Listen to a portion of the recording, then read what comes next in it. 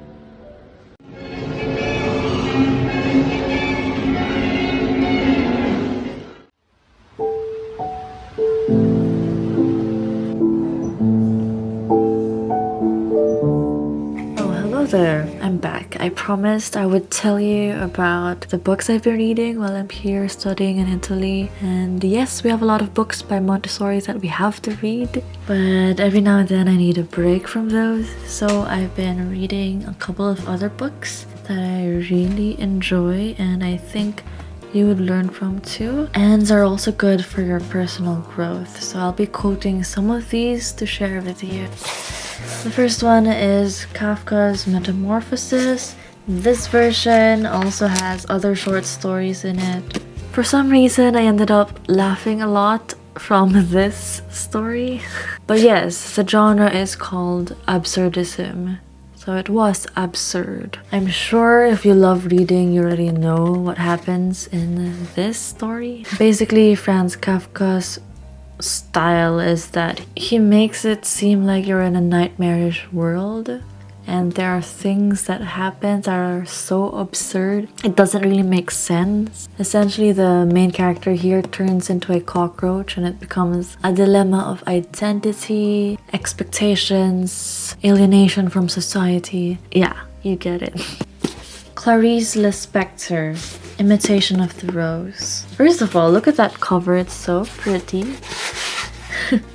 By the way, these are the little cloth-bound classics of Penguin books. Rather, Penguin classics. The size is just so convenient. I bring them to school. I bring them in the airplane. Goodbye. And it's so rare to find English books here in Italy. So when I saw these, I just had to, okay, I had to, and I've devoured them already anyway. So Imitation of the Rose, I've been hearing a lot about Clarice Lispector and how magical and how her writing puts you in a trance, and I totally understand that now. I do want to read more of her books and not just the short stories like this one's. This one was also a little bit existential as a woman. There are also other short stories you can find here, so you don't really have to finish everything in one sitting, especially if you're super busy like I am. And of course, Virginia Woolf's A Room of One's Own, another big recommendation. I love that there's a little cloth-bound version of this because I just love having tiny books that are easy to bring around. There's so much to unpack from this book. Once again, existential, especially as a woman, and an artist, if you're creative, all of the above. This is a treasure and very inspiring as well. I love it. Last but not the least is this. Clearly not a little cloth-bound classic. This is my prized treasure. You see, I have been searching for Women Who Run with the Wolves by Clarissa Pinkola Estés since over a year ago in Manila. It was always out of stock in the bookstores, fully booked everywhere. I tried to search online. I didn't want to go to Amazon because the reviews were 50-50. They said the printing was bad or that it wasn't a real publisher. I don't know, okay? I didn't want to go through that.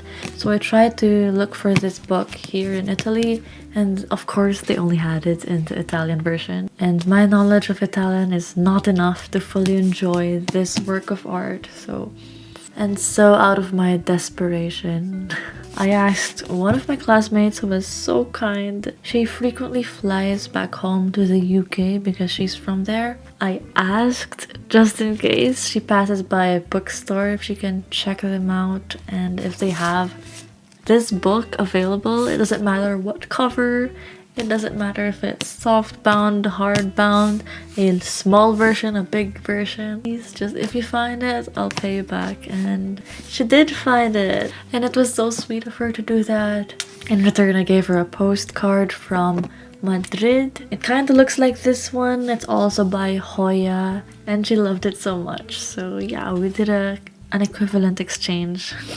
I haven't gone through everything yet, obviously.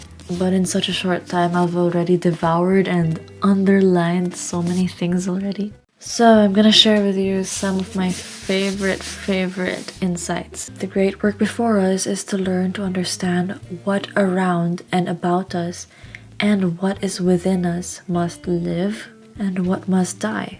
So reminiscent, by the way, to what we talked about before, which Montessori said how development is a series of rebirths. So to continue, Clarissa says, our work is to apprehend the timing of both, to allow what must die to die and what must live to live, to dance with yourself, to dance with death, and to dance into life again. So yeah, those were my precious books at the moment. If I end up picking up more books, I'll let you know. And maybe we can talk about this book more in the future. If you've read any of these, let me know what you think about them. If you haven't read these yet, add them to your reading list.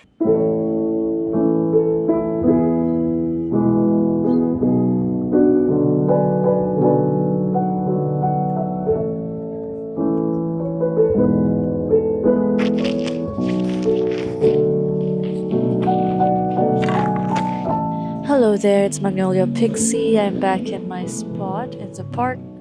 If you watched my last video, you know I chatted with you guys here about art and music and films I've been consuming recently.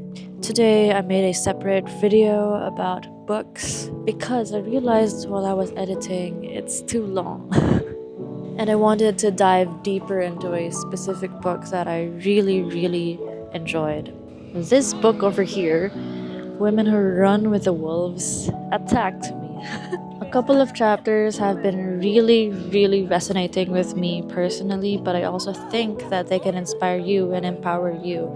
Not only if you're a woman, but also if you're a creative or a person who feels like they need motivation or something to push them. So yeah, today, instead of crying here on a park bench because this book spoke to me in an intimate level, I will share some excerpts with you. She says here, often the creative life is slowed or stopped because something in the psyche has a very low opinion of us, and we are down there groveling at its feet instead of bopping it over the head and running for freedom. In many cases, what is required to right the situation is that we take care of ourselves, our ideas, our art far more seriously than we have ever before. Well, my interpretation of that passage is that Clarissa Pinkola Estes is urging us to take ourselves and our art more seriously. I think you have to radically believe in yourself in order to be a successful artist. In this chapter, she makes a metaphor about having nightmares, especially when there is a figure that is fueling your dreams. She refers to this as the dark man dream. And she says, the dark man dream is a scary dream, and scary dreams are most often very good for creativity. They show the artist what will happen to them if they allow themselves to be fried up into talented derelicts. This dark man dream is often enough to scare a woman back into creating again. At the very least, she can create work which elucidates the dark man in her own dreams. The threat of the dark man serves as a warning to all of us. If you don't pay attention to the treasures, they will be stolen from you. In this manner, when a woman has one or a series of these dreams, it infers that a huge gate is opening to the initiatory grounds where her revaluing of her gifts can occur. If you've listened to any of my music, you know that I produced and wrote fairy circles, which is essentially about having nightmares, and it's kind of normal for me. I regularly get nightmares and they often paralyze me from functioning, daily functions, or even creating. But I wrote that song to empower myself and use it as fuel to create art instead. And I think this chapter specifically relates to that song I wrote. Scary dreams can be positive reminders for us to fight for ourselves, to fight for our art. It's also a very important warning, and I really like how she expresses it here because she doesn't come off as a blind optimist. And for people who really think and feel deeply, it's really hard to consume content that comes off as blind optimism. So yeah, I like this passage a lot. If this dark man or predator is ignored, it becomes increasingly and deeply hateful and jealous, with a desire to silence the one forever. If she doesn't break away, the dark man becomes her keeper and she is his slave. If she does break away, he pursues her relentlessly as though he owns her. And so it is common for women to kill off their entirely original, creative, soulful, and wildish natures in response to threats from the predator. But she doesn't just make metaphors or analogies for this. She also prescribes a cure. The cure for both the naive woman and the instinct injured woman is the same. Practice listening to your intuition, your inner voice, ask questions, be curious, see what you see, hear what you hear, and then act upon what you know to be true. These intuitive powers were given to your soul at birth. They have been covered over, perhaps, by years and years of ashes and excrement. This is not the end of the world, for these can be washed away. With some chipping and scraping and practice, your perceptive powers can be brought back to their pristine state again. And once again, although she does mention woman many times, I think this is relevant to any human being, and how she expresses herself is so powerful. Freezing up is the worst thing a person can do. Coldness is the kiss of death to creativity, relationship, life itself. Some people act as though it is an achievement to be cold. It is not. It is an act of defensive anger. For a human to be frozen means to purposely be without feeling, especially towards oneself, but also, and sometimes even more so, towards others. While it is a self-protective mechanism, it is hard on the soul psyche, for the soul does not respond to iciness, but rather warmth. An icy attitude will put out a person's creative fire. It will inhibit the creative function. So, what is the solution? Do as the duckling does. Go ahead and struggle through it.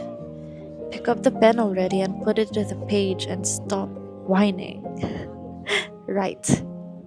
Pick up the brush and be mean to yourself for a change. Paint.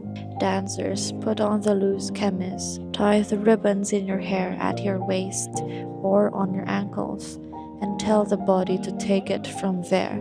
Dance. Actress, playwright, poet, musician, or any other. Generally, just stop talking. Don't say one more word unless you're a singer. Shut yourself in a room with a ceiling or in a clearing under the sky. Do your art. Generally, a thing cannot freeze if it is moving. So move. Keep moving. And I've read this chapter before, but reading it aloud feels so empowering, and I hope it also has the same effect to anyone listening. So yeah, those were just some excerpts from the book. There's a lot more here that resonated with me, and I still have a long way to go. The beauty of reading books like this, though, is that you don't have to finish it in one sitting. You can open it one day and revisit it the next week, and it could mean something to you one moment in your life, and maybe if you reread it, it would mean something else it would speak to you in another way. The cover says anyone who can read should read this book. And it was Maya Angelou who said that. So if Maya Angelou recommends this book, then I highly recommend you too. And she doesn't say only women should read it. Everyone should. Hello there, I hope you enjoyed this video. I believe this is for anybody, not just women, trying to find themselves and explore themselves further. For anyone who feels stuck in their creativity or needs some empowerment. Let me know if you want to see more videos like this where I talk about the books, art, music, films that inspired me recently. To anyone who is a fellow dreamer, creative person who wants to explore themselves more and maybe is also on their personal growth journey, this channel is for you. So welcome to the Pixie Palace, and I'll see you again next time. Goodbye.